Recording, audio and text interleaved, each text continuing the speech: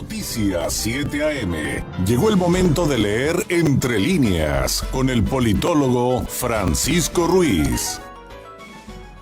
8:19, como usted ya escuchó, llegó el momento de leer Entre Líneas con Francisco Ruiz, politólogo, doctorando en Derecho Electoral, integrante del Instituto Nacional de Administración Pública, catedrático, autor de la columna que lleva este nombre, Leer Entre Líneas, y a quien usted encuentra en redes sociales como FRuizMX. Francisco, ¿cómo estás? Muy buenos días. Mi estimado David, como siempre, con el gusto de saludarte y de que me den la oportunidad de comunicarme con tu amable audiencia y pues de muy buen humor. Oye, yo sé que tu participación del día de hoy no va estrictamente en el sentido de lo que ayer se dio como reacción ante la inauguración del Aeropuerto Internacional Felipe Ángeles, pero conforme la iba leyendo y llegué a la conclusión de la misma, pues como que era imposible no relacionarlo, ¿no?, con lo que estábamos viendo. Pero en fin, se titula Los símbolos del poder. ¿De qué viene, Francisco? Platícanos.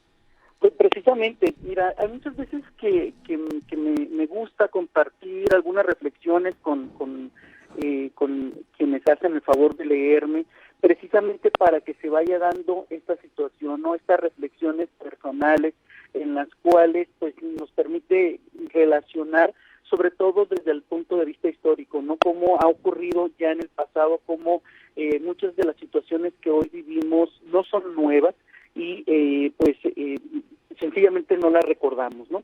Pero bueno, en esta ocasión hablo precisamente del poder, parto no precisamente el concepto, pero sí, digamos, un preámbulo que nos da uno de los académicos más prestigiados en especial en cuanto al derecho en México, que fue Jorge Carpizo. Y bueno, precisamente Carpizo señala que no puede existir el poder sin la sociedad, ni la sociedad sin el poder, que es un hecho intrínseco, que van de la mano, que es una interrelación. Y por sí mismo el poder es muy complejo. La verdad, David, no sé si es más complejo o más difícil explicar el poder o comprender el poder. Claro. Sí, la verdad sí es un concepto bastante complejo, pero sin duda alguna coincido con Carpizo cuando habla de esta dualidad de quien ejerce el poder y de quién o quiénes se ejerce, sobre quiénes se ejerce ese poder, ¿no? Estas dos partes. Y definir el poder depende de dónde surge, de dónde emana ese poder. Históricamente, incluso hoy en día tenemos ejemplos como el Vaticano, como propia Inglaterra, donde el poder de estas figuras, aunque sean simbólicas, bueno, en el caso del Vaticano no, porque sí es un jefe de Estado en funciones, emanan de la divinidad, ¿sí? Y tenemos por otro lado algunos otros que surgen de la violencia o de la agresión, como las dictaduras, como los gobiernos, no sé, recordar el de Pinochet, recordar el propio Juan Domingo Perón, etcétera, ¿no? Y otros que son mucho más recientes, sin embargo, no vamos a meternos en camisa de 11 varas, ¿no?, para no herir tampoco susceptibilidades. Y por supuesto, en un esquema democrático, el poder público se obtiene mediante la cesión voluntaria de los ciudadanos. ¿A qué me refiero?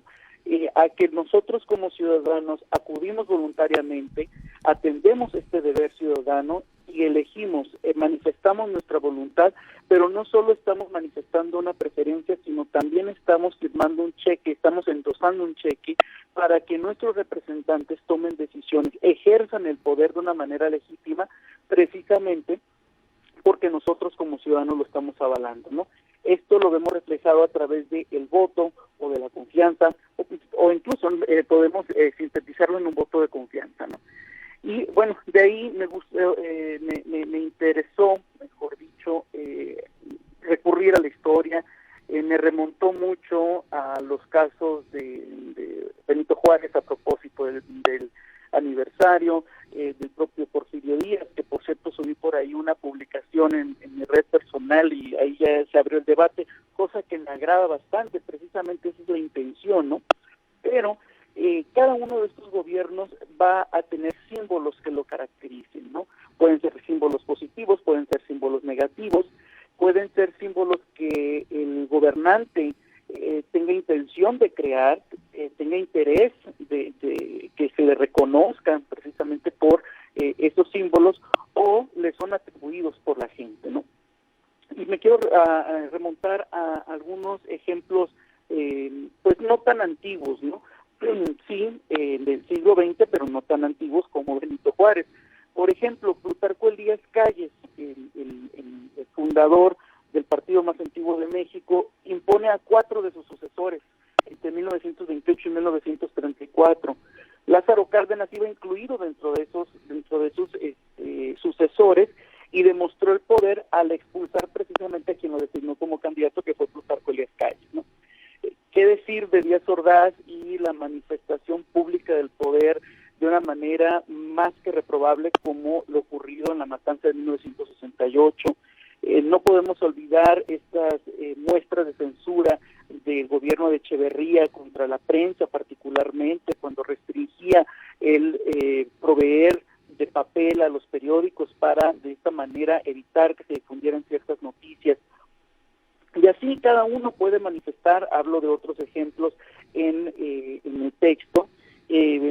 No podemos olvidar algunos símbolos como la estela de luz, ya en épocas mucho más recientes, ¿no?, que en lugar de que fuera algo positivo se convirtió en algo negativo.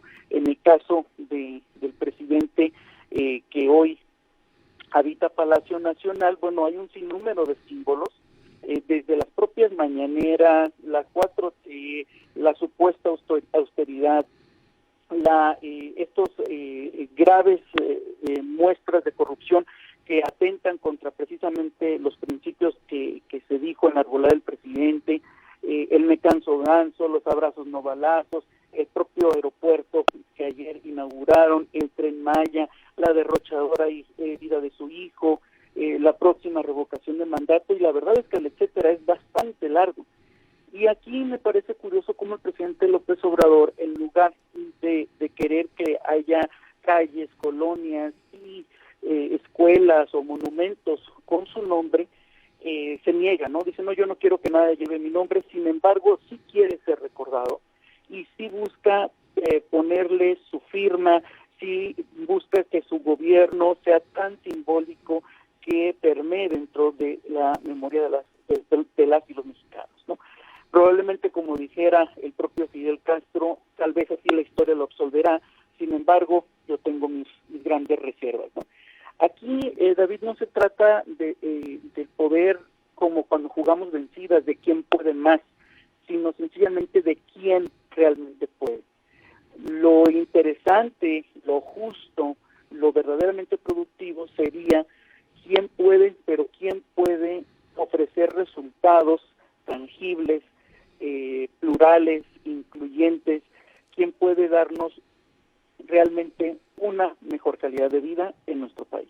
Y eso pues lo sabremos también conforme pues avancen los tiempos, no solamente en tanto a esta situación de que la historia, como decimos también muy a cliché, pero que tiene mucho de cierto, pues la historia los juzgará, pero pues también cuando se habla de políticas públicas esperamos justamente eso, resultados, si no en la inmediatez, a corto y mediano plazo, y todo esto que nos cuentas, Francisco, el día de hoy con tu participación, pues también tendría sus símiles si lo vemos desde la perspectiva internacionalista, que también sería como bien interesante ver todos estos símbolos que tú acabas de narrar entre las figuras principales de la historia moderna de países desde Venezuela hasta Estados Unidos y por supuesto de, por ejemplo, una Angela Merkel en la Unión Europea, ¿no? Que sería fantástico hacer un recorrido por una figura como ella. Sin duda alguna. Y mira, nos podemos ir, como bien señalabas, tiene algunos dejos esta participación que nos permiten reflexionar sobre la inauguración de ayer en el aeropuerto, pero también nos permiten, como señalas, apreciar los símbolos del poder desde la perspectiva mundial, incluso lo que está ocurriendo desafortunadamente en este momento en Ucrania, claro, ¿no? Como el propio Putin quiere demostrar este poder mediante símbolos claros, como Estados Unidos también está haciendo lo propio, como Ucrania lucha por preservar su integridad. En fin, al final del camino son símbolos, y estos símbolos podemos interpretarlos de una manera positiva o de una manera negativa. Ahí viene el juicio de la historia. Pues lea la columna completa también en unirradioinforma.com, leer entre líneas de Francisco Ruiz para que dé una repasada a todo esto que nos acaba de narrar, porque realmente está bien interesante, el tema es apasionante y va a ver que cuando la relea, o más bien cuando la lea después de esta participación de Francisco, va a ir encontrando elementos. Ahora sí que como se llama su columna, entre líneas, que le van a permitir una reflexión realmente interesante. Francisco, muchísimas gracias, que tengas una excelente semana y nos escuchamos el próximo martes. Así será, fuerte abrazo y hasta el próximo martes. Gracias, es Francisco Ruiz, politólogo, doctorando en Derecho Electoral, integrante del Instituto Nacional de Administración Pública, catedrático, autor de esta columna Leer entre líneas, con su participación de todos los martes. Son las 8.